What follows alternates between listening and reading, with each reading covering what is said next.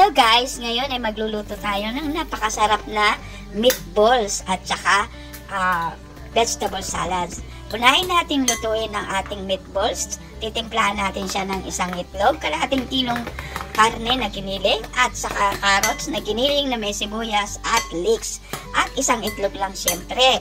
Ikaw may itlog ka? Ako isa lang ang itlog ko. Joke.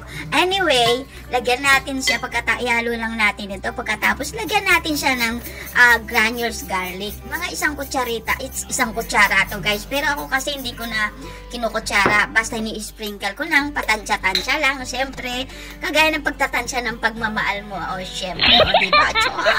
Lagyan natin ng isang kutsarang garlic herbs. Itong garlic herbs na ito guys ay may marami ng spices. So, nagpapasarap sa ating ricado. At lagyan din natin syempre ng paminta para medyo mainit-init kagaya ng mainit na pagmamahal mo. O, diba?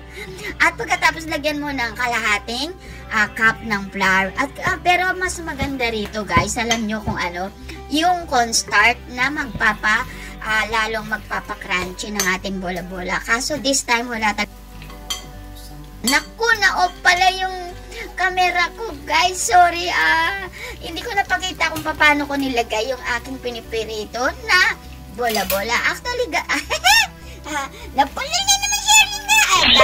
Ayan.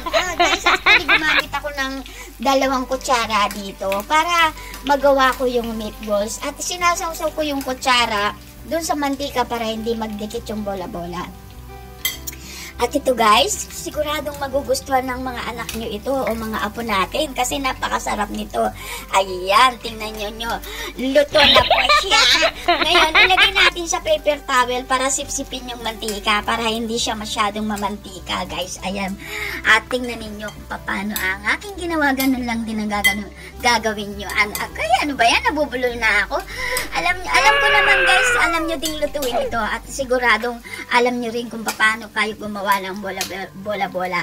Pero ako, pinapakita ko lang kung gaano kasarap ang aking nilutong meatballs. Ayan. At this time naman guys, habang nagpiprito tayo, maglagay tayo ng olive oil sa isang mixing bowl, 1 tablespoon ng olive oil, 1 tablespoon ng apple cider vinegar, at 2 kutsarang mayonnaise. Ayan. At lagyan din natin ng konting asin, konting paminta, syempre, para po yung timpla natin ay tamang-tamang pagmamahal. Ika nga.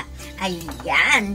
At pagkatapos po, eto na, luto ng ating meatballs. At ayan na. So, ngayon guys, ititimplay naman natin ang ating, in-steam ko na po ito na broccoli, carrots, potato.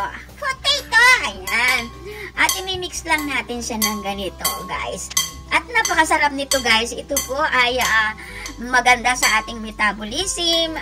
Meron po siyang lots of vitamin, potassium, beta-carotene, at syempre, yung pagmamahal.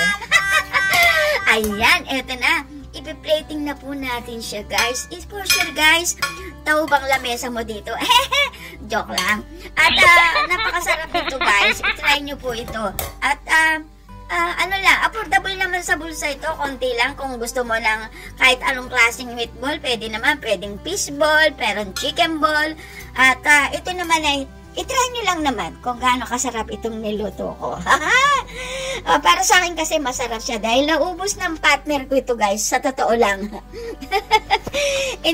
Si-serve ko pa lang ubos na. Wow. Ubos na sa sobrang pagmamahal. O ayan, eto, tingnan ninyo guys kung paano ko siya plating. At time to serve na syempre. Ayan, 1, 2, 3. Ayan na. So, ayan lang guys, man. Thank you for your watching. Thank you to all my subscribers. Thank you to all my super chatter. Thank you to all my members. Wow. Thank you to all my GC groups. Thank you to all my friends and loved ones. I love you all. Bon appetit!